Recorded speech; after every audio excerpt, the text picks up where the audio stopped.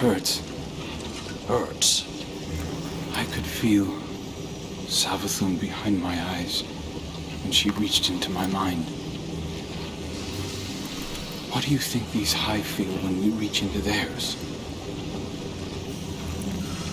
I also find the Scion's methods unsettling, but they can uncover Savathun's plans more efficiently than I ever could. Better to just put them out of their misery. Keitel believes these Hive might hold deeper secrets. Do not make the mistake of thinking these things deserve your sympathy. Even though they have the light. Maybe you were the wrong person to put on this assignment. They may be our enemies, but this feels like a new low for the Vanguard. For Zavala. Watch your mouth. You New Light see Zavala as some toothless diplomat, but you wouldn't believe what he sacrificed to become the man he is.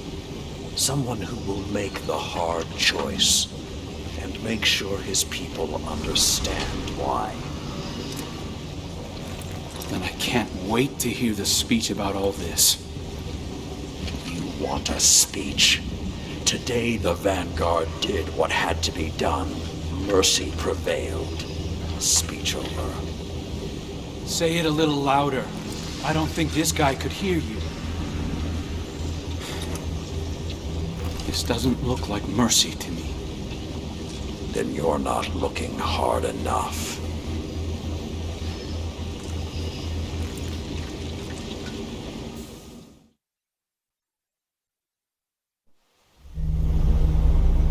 Long ago, even before there was a last city, I was deep on patrol in the old forest when a local villager sought me out.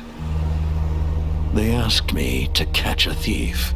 I told them the Iron Lords were no mercenaries, but I saw their pride as well as their poverty.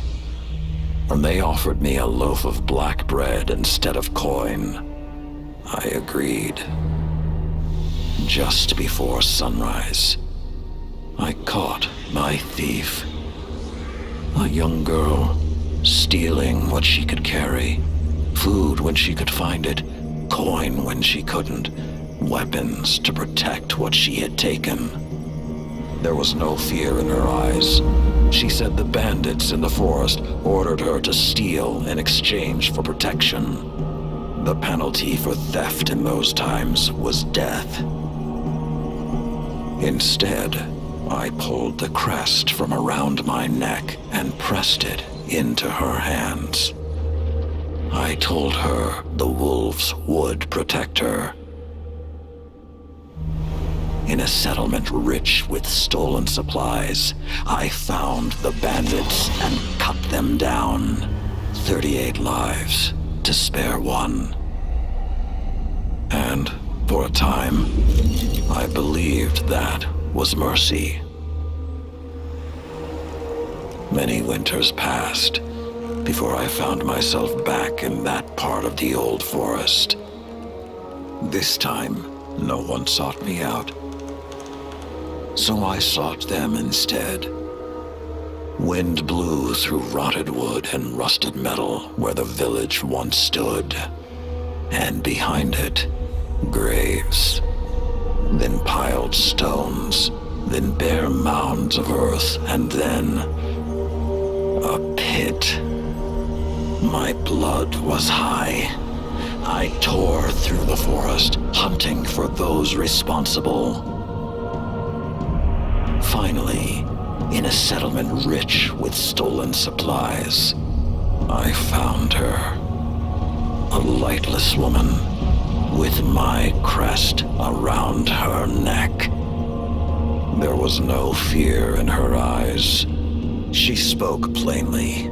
When the villagers could no longer tithe, her wolves no longer protected them. She bled them dry, and when they had no more to give, she sent in her men, unleashed her wolves.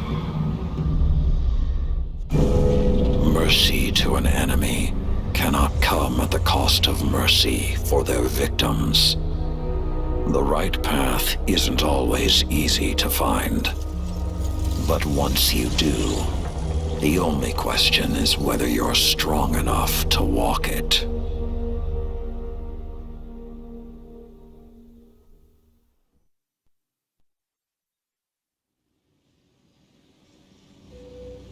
Consider that the next time you feel pity for our enemies.